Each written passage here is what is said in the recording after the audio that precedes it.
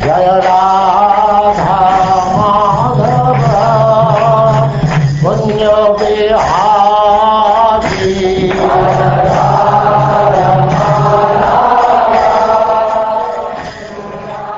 And now chapter 48. Krishna pleases his devotees.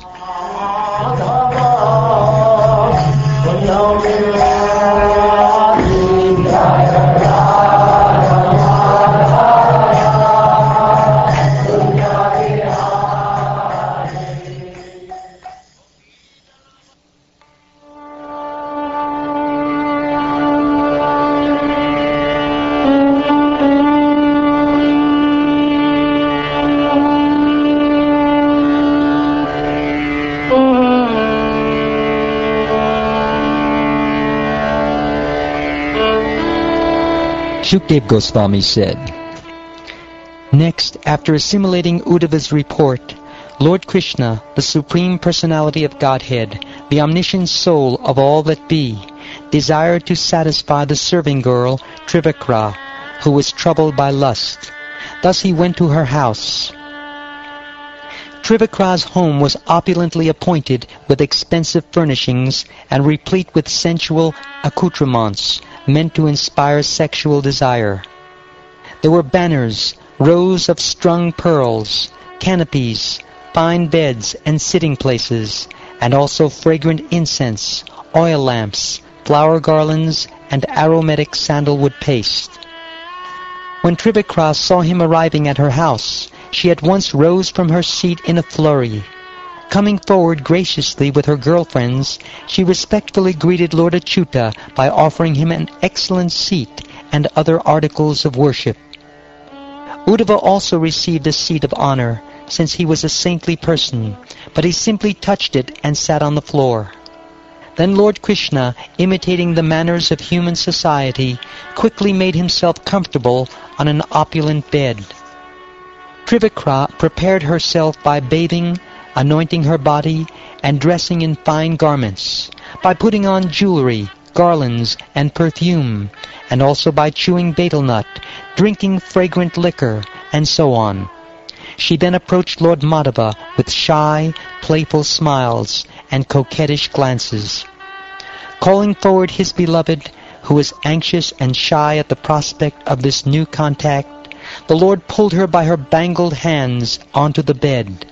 Thus he enjoyed with that beautiful girl, whose only trace of piety was her having offered ointment to the Lord.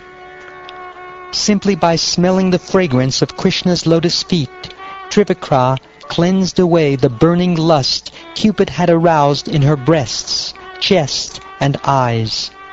With her 2 arms she embraced between her breasts her lover, Sri Krishna, the personification of bliss, and thus she gave up her long-standing distress. Having thus gotten the hard-to-get Supreme Lord by the simple act of offering him body ointment, unfortunate Trivakra submitted to that Lord of Freedom the following request. O beloved, please stay here with me for a few days more and enjoy. I cannot bear to give up your association, O lotus-eyed one. Promising her the fulfillment of this lusty desire, considerate Krishna, Lord of all beings, paid Trivakra his respects, and then returned with Uddhava to his own supremely opulent residence. Lord Vishnu, the Supreme Lord of all lords, is ordinarily difficult to approach. One who has properly worshipped him and then chooses the benediction of mundane sense gratification is certainly of poor intelligence, for he is satisfied with an insignificant result. Then Lord Krishna, wanting to have some things done, went to Akrura's house with Balaram and Uddhava. The Lord also desired to please Akrura. Akrura stood up in great joy when he saw them, his own relatives, and the greatest of exalted personalities, coming from a distance. After embracing them and greeting them, Akrura bowed down to Krishna and Balaram, and was greeted by them in return. Then, when his guests had taken their seats, he worshipped them in accordance with scriptural rules. O King, Akrura bathed the feet of Lord Krishna and Lord Balaram, and then poured the bath water on his head, he presented them with gifts of fine clothing, aromatic sandalwood paste, flower garlands, and excellent jewelry. After thus worshipping the two lords, he bowed his head to the floor. He then began to massage Lord Krishna's feet, placing them on his lap, and with his head bowed in humility, he addressed Krishna and Balaram as follows. He said, "It is our good fortune that you two lords have killed the evil Kamsa and his followers, thus delivering your dynasty from endless suffering and causing it to flourish. You both are the original Supreme Person, the cause of the universe and its very substance. Not the slightest subtle cause or manifest product of creation exists apart from you. O Supreme Absolute Truth, with your personal energies you create this universe and then enter into it. Thus one can perceive you in many different forms by hearing from authorities and by direct experience. Just as the primary elements, earth and so on, manifest themselves in abundant variety among the species of mobile and immobile life, so you, the one independent Supreme Soul, appear to be manifold among the variegated objects of your creation. You create, destroy, and also maintain this universe with your personal energies, the modes of passion, ignorance, and goodness. Yet you are never entangled by these modes or the activities they generate. Since you are the original source of all knowledge, what could ever cause you to be bound by illusion? Since it has never been demonstrated that you are covered by material, bodily designations, it must be concluded that for you there is neither birth in a literal sense nor any duality.